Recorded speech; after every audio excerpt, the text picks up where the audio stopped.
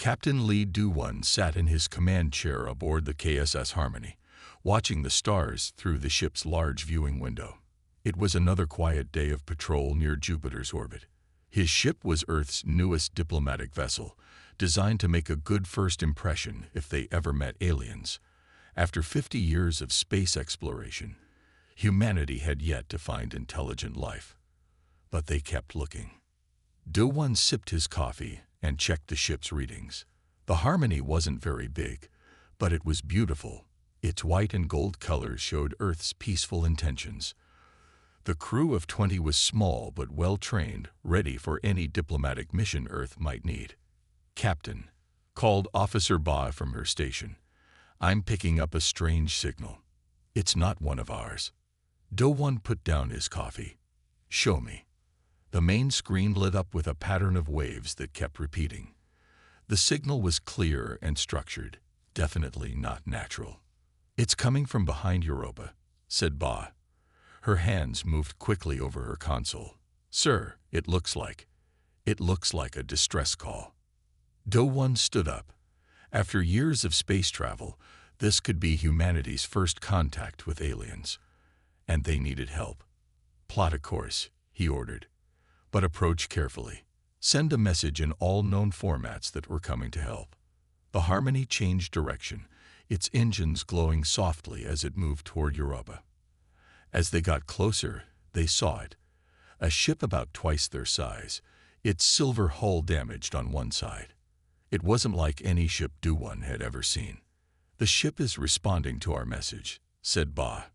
Her eyes went wide. "Sir, they're using perfect English." A voice came through their speakers. It was slightly musical but clear. "Earth vessel, this is Ambassador Rel of the Stellar Confederation. We thank you for responding to our distress signal." The bridge crew looked at each other in amazement. First contact, and the aliens already spoke English. "Ambassador Rel," Do-won replied calmly, though his heart was racing. "This is Captain Lee Do-won of the KSS Harmony. We're here to help. What is your situation?" "Our ship hit a piece of space debris," Rel explained. "Our engines are damaged. We were on our way to your solar system to make official contact with Earth when this happened. It seems fate had other plans for our meeting." Do-won smiled. "Indeed it did. We have repair crews ready to help. With your permission, we'd like to dock with your ship." "Permission granted, Captain. And might I say, your quick response to our distress call is impressive. Many species would have hesitated to help an unknown ship." The Harmony lined up with the alien vessel. Do-won could now see that its damage wasn't too serious. His repair crews could fix it. "Helping others in need is a core human value, Ambassador," Do-won said. "We wouldn't leave anyone stranded in space." There was a pause before Rel responded. "Fascinating. Most species take centuries to develop such universal empathy. You surprise me, Captain." The ships connected with a soft thud. Do-won led a team to meet their first alien visitors.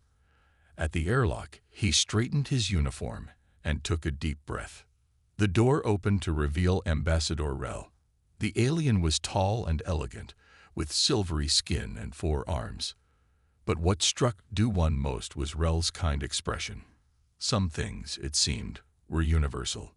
"Captain," Rel said, bowing slightly, "on behalf of the Stellar Confederation, I thank you. We've been watching Earth's progress for some time, wondering when to make contact.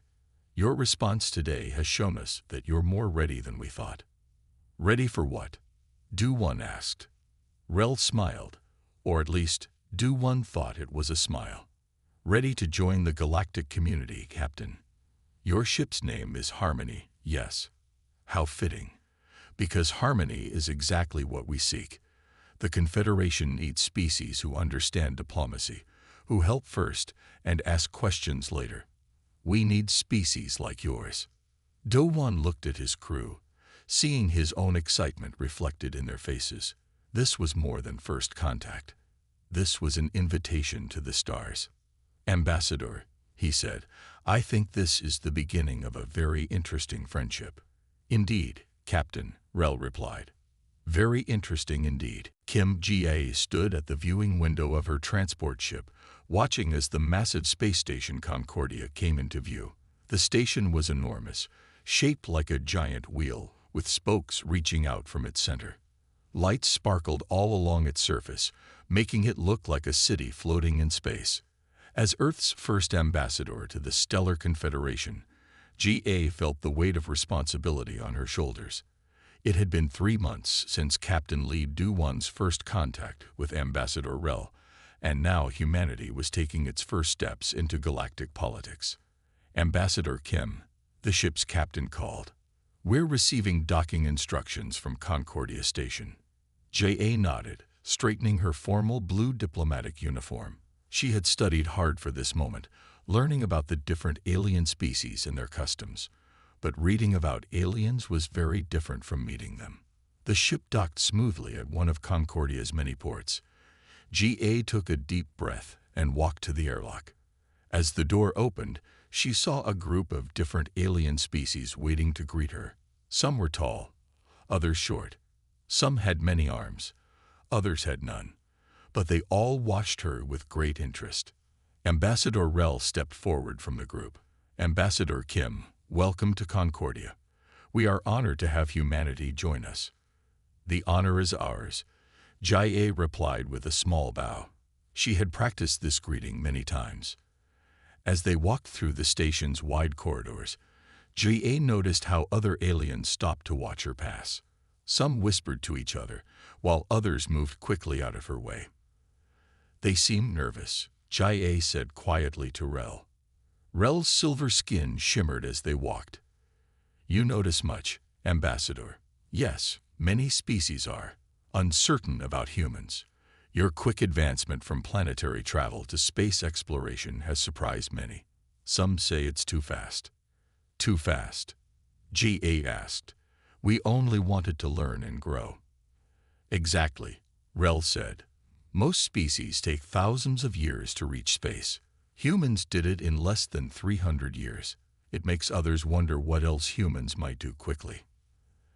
They entered a large meeting room where representatives from many worlds sat around a circular table. G.A. recognized some species from her studies, but others were completely new to her. An alien with blue scales stood up. "So this is the human ambassador, the one whose species went from primitive radio signals to space travel in just a few centuries."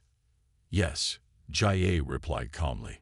"We are a young species, but we are eager to learn from others." "Learn or take?" asked another alien. "Your kind adapts too quickly. It makes us uncomfortable."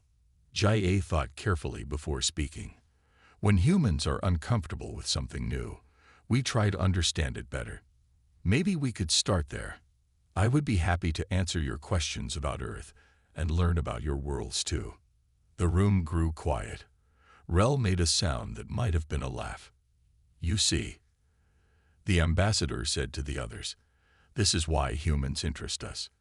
Where others see threats, they see chances to learn. Where others build walls, they build bridges." Several aliens nodded slowly.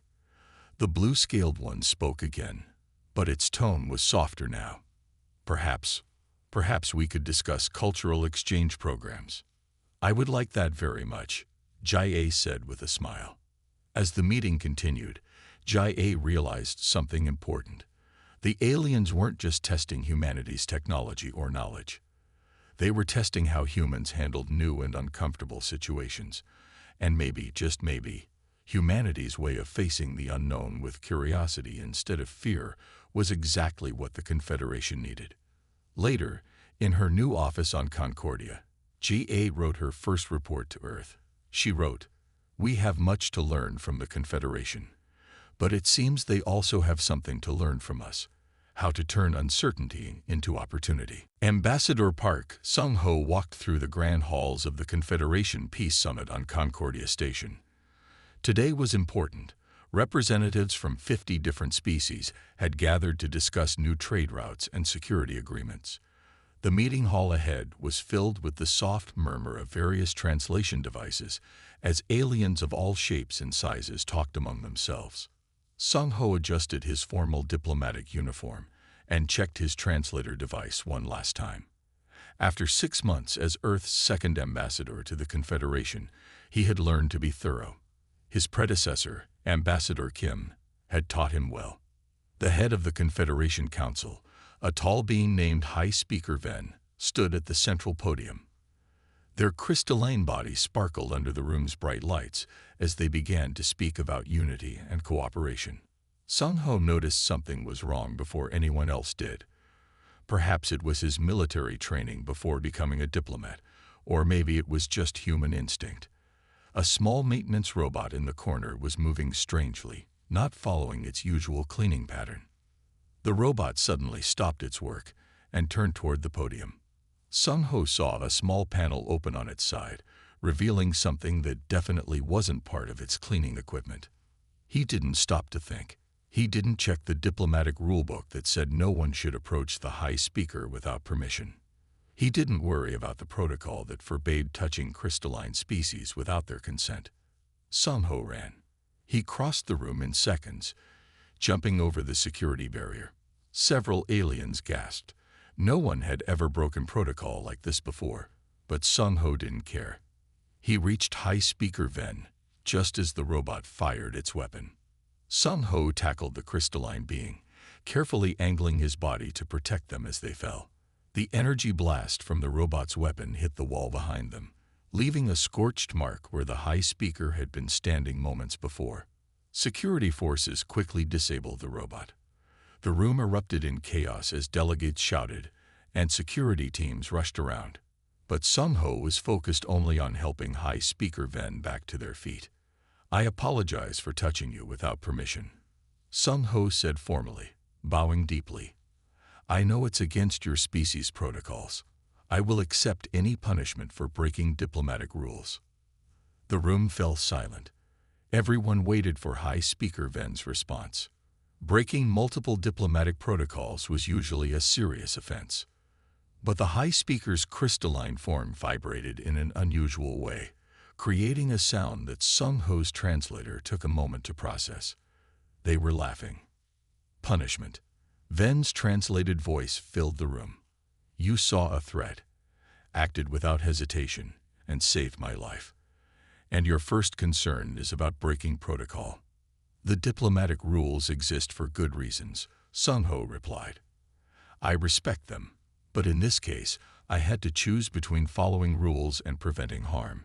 Ven turned to address the entire gathering. "Do you all see now? This is why humans are different. While we created protocols to prevent conflicts, humans understand when to break rules to prevent greater harm." Ambassador Park didn't stop to check regulations or calculate political consequences. He simply acted to help another being. The other delegates began to murmur in agreement. Even the most traditional species seemed impressed. "From this day forward," Ven announced, "let it be known that the human understanding of when to follow rules and when to break them for a greater good is exactly what our Confederation needs. Perhaps we have become too rigid in our dedication to protocol." Later that day, Sung-ho sent a short message to Earth. "Broke 3 major diplomatic protocols today. Tackled the High Speaker. They seem to like us even more now. Humans really are different out here." Research Director Choi Hai-rin stared at her computer screen in her lab on Concordia Station. After 6 months of studying how different species handled diplomatic situations, she had found something remarkable.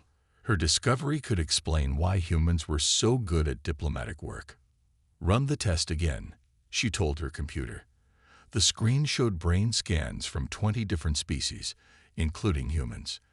Each scan showed how their brains worked when dealing with different diplomatic customs.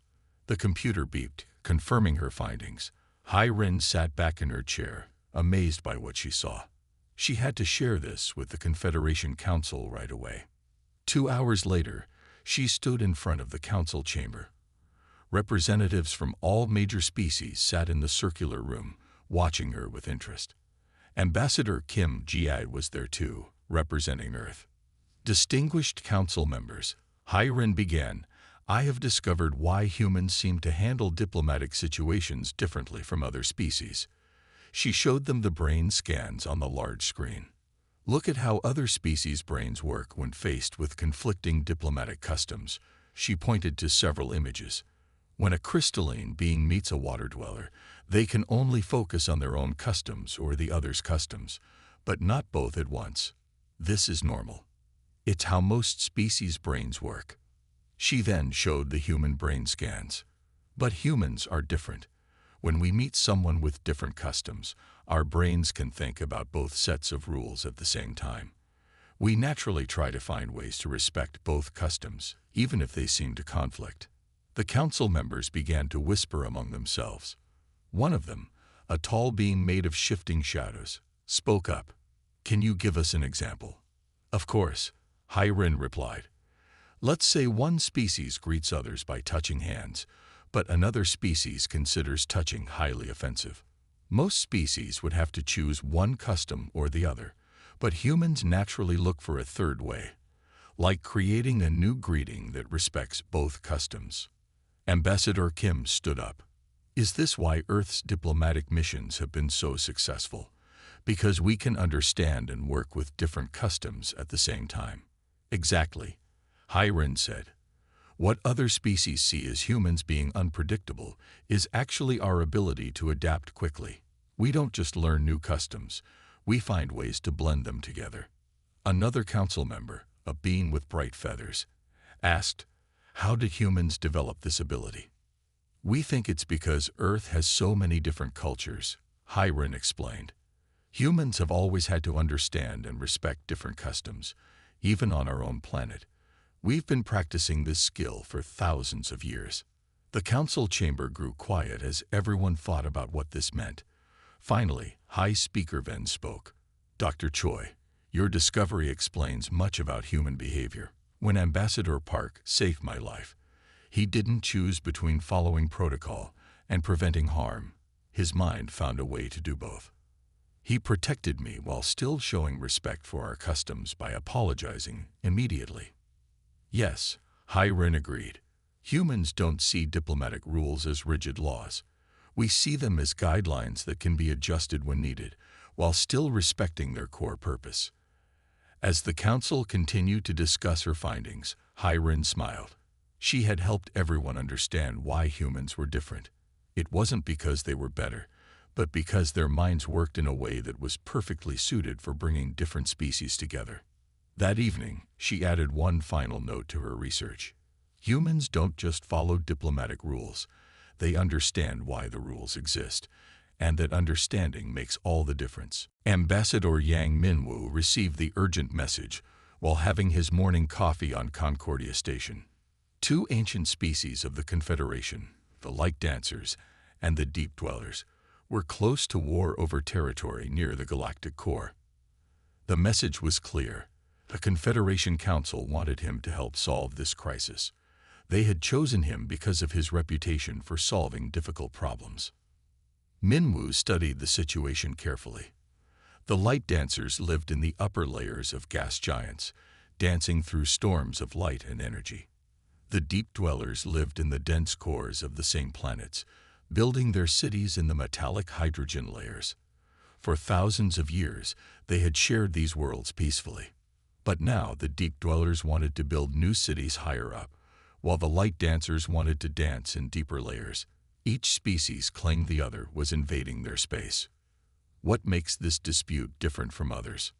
Minwoo asked his assistant. 7 other diplomats have tried to solve it, the assistant replied. None succeeded. Both species refused to change their traditions. Minwoo thought about Dr. Choi's research about how human minds worked differently. Perhaps this was a chance to prove her theories right. He arranged to meet both species on a neutral space station. The Light Dancers arrived first, their bodies glowing with shifting colors. The Deep Dwellers came next, their dense forms barely visible in the station's artificial gravity. "Before we begin," Minwoo said, "I would like to learn about your dances and your cities. Not from reports, but from you." This was not the usual way to start diplomatic talks, but Minwoo had an idea. He spent 3 days learning from both species. He watched the Light Dancers perform their ancient patterns. He studied the deep dwellers' architectural plans. On the fourth day, he called them together again. "Your two species have shared planets for thousands of years," he began. "That's not an accident. You need each other, even if you don't realize it." Both species stirred uncomfortably, but Minwoo continued. "The light dancers' movements create energy patterns that the deep dwellers' cities can use. And the deep dwellers' construction actually creates new air currents that make new dance patterns possible." He showed them data from their shared planets. "Look, wherever both species live together, there are more complex dances and more beautiful cities than anywhere else." The representatives looked at the evidence. They had never thought about their relationship this way before. Instead of fighting over space, Minwoo suggested, "Why not work together? The deep dwellers can design their new cities to create better air currents for dancing. The light dancers can adapt their dances to help power these cities." There was a long silence. Then the light dancers began to glow with new colors, their way of showing interest. The deep dwellers' forms shifted slightly, indicating they were thinking deeply. "This is not what we expected," the light dancers' leader said. "We came prepared to defend our territory. Instead, you show us how to make it better by sharing it." The deep dwellers' representative added, "Our plans for new cities, they could include spaces specifically designed for dances." Minwoo smiled. "Sometimes the best solution isn't about choosing between two sides. It's about finding a way for both sides to help each other." The agreement was signed that day. Both species would work together to create cities and dances that complemented each other. What had started as a crisis ended as a chance for both species to grow. Later, Minwoo sent a message to the council. Crisis resolved. Turns out they didn't need a diplomat. They needed someone to help them see how much they needed each other. Dr. Kang Jae-won stood nervously in front of the Confederation's Great Assembly Hall. Today, she would present 5 years of research about human diplomatic missions to the full council. The hall was packed with representatives from over 200 species. Jae-won looked at her data one last time. The numbers were clear. In just 5 years, human diplomats had solved more conflicts than other species had in 50 years. She had spent months studying why this happened. High Speaker Ven called the meeting to order. Their crystalline forms sparkled as they spoke. Dr. Kang will present her findings about human diplomatic success. This research could change how we handle conflicts in the future. Jae-won stepped up to the podium. She had practiced this speech many times, making sure to keep it simple and clear. "Distinguished council members," she began. 5 years ago, humans joined the Confederation. Since then, our diplomatic missions have had a success rate of 95%. The average for other species is 40%. Today, I will explain why. She showed the first set of data on the large screen. Most species approach diplomatic problems in one way. If that way doesn't work, they try another way. But humans try multiple approaches at the same time. The council members watched as she played recordings of different diplomatic meetings. Look at Ambassador Yang's recent success with the light dancers and deep dwellers. While other diplomats tried to divide the space between them, he found a way to help them share it better. Jae-won showed more examples. When Ambassador Park saved High Speaker Ven, he broke several rules but still showed respect for them. When Ambassador Kim first arrived here, she turned the council's fear of human adaptability into a chance to learn from each other. A council member raised their hand. But how do humans do this? How do they think of these solutions? Because we're used to it, Jae-won explained. Earth has thousands of cultures. Humans grow up learning to understand different viewpoints. We don't see differences as problems. We see them as chances to learn new ways of doing things. She showed brain scans from Dr. Choi's earlier research. Our brains can process different cultural rules at the same time. We naturally look for ways to connect different ideas. What seems like creative thinking to others is normal thinking for us. The hall was quiet as the council members considered her words. Then a senior diplomat from one of the oldest species stood up. "I have lived for over 1,000 years," they said. I have seen many species join the Confederation, but humans are different. They don't just follow diplomatic rules. They understand why the rules exist and when they need to be flexible. High Speaker Ven nodded. Dr. Kane's research proves what we have all noticed. Humans have a special talent for bringing different species together. They help us see past our differences to find better solutions. Jai-1 showed her final slides. In the past 5 years, human diplomatic methods have been studied by 30 different species. Those who learned these methods have improved their own success rates by 60%. The council chamber filled with excited discussion. Species that had once been worried about humans' quick advancement were now talking about learning from them. As she finished her presentation, Jai-1 added one last thought. Humans aren't better diplomats because we're smarter or more advanced. We're good at it because we never stop trying to understand each other. That's not just a diplomatic skill. It's who we are. Commander Han Soo-jin walked through the halls of Concordia Station, her new uniform drawing curious looks from passing aliens. The uniform was special. It combined Earth's diplomatic colors with the Confederation's official symbols. No one had ever worn such a uniform before. Today was historic. The Confederation Council had made a decision that would change everything. After reviewing Dr. Kane's research and seeing humans solve crisis after crisis, they had decided to give all human diplomats something unprecedented: universal diplomatic immunity across all Confederation space. Soo-jin remembered how it started. First, Ambassador Kim showed them that humans could adapt. Then Ambassador Park proved they would break rules to save lives. Ambassador Yang showed them how to turn enemies into partners. And now, the Council wanted humans to lead their most important team, the Crisis Response Unit. The Council chamber doors opened. Inside, representatives from every Confederation species waited. High Speaker Ven stood at the center, their crystalline form glowing with formal colors. Commander Han, Ven said, "You are the first human to lead our crisis response team. This has never happened before. No species has ever led this team without at least a century of Confederation membership. But these are unusual times." Soo-jin stepped forward. "I understand the responsibility, High Speaker. We will do our best to help maintain peace." "That is exactly why we chose you," Ven continued. "Humans don't just maintain peace. You build better understanding between species. You find ways to make peace last." The High Speaker activated the main display screen. It showed a map of known space, with hundreds of diplomatic missions marked in different colors. In the past 5 years, human diplomatic methods have changed everything.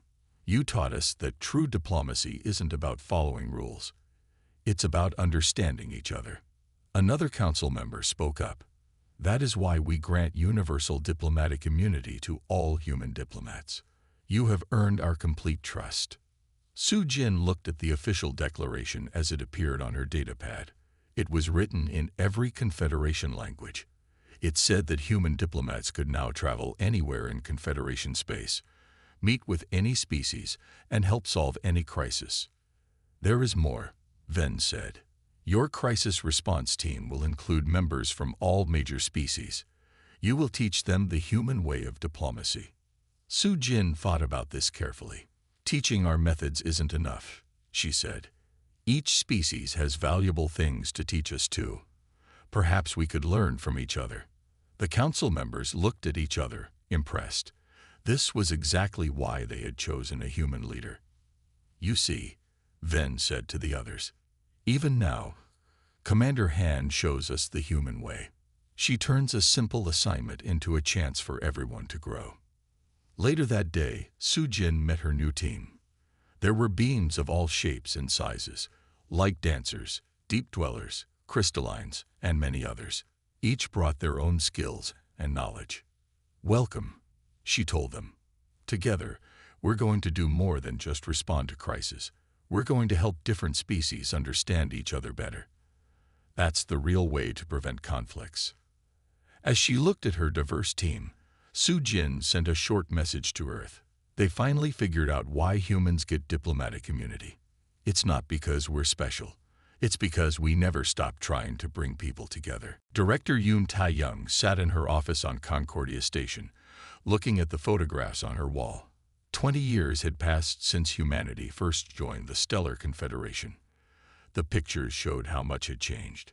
There was the first contact photo with Captain Lee Do-won and Ambassador Rel. Next to it hung an image of Ambassador Kim Ji-ae at her first council meeting. Another showed Ambassador Park saving High Speaker Ven. Each picture told part of the story of how humans had changed galactic diplomacy.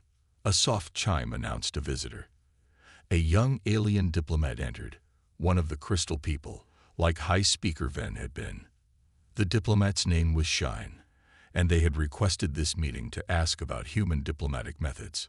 Director Yoon, Shine said, their crystalline form glittering with respect colors. Thank you for meeting with me. I have studied the history of human diplomacy, but I still don't understand how your species changed everything so quickly. Tae-young smiled and gestured for Shine to sit. It's a story worth telling, she said. When we first joined the Confederation, many species were worried about us.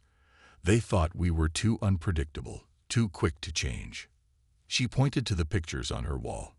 But what they saw as unpredictable was actually our greatest strength. Humans are good at seeing things from different viewpoints.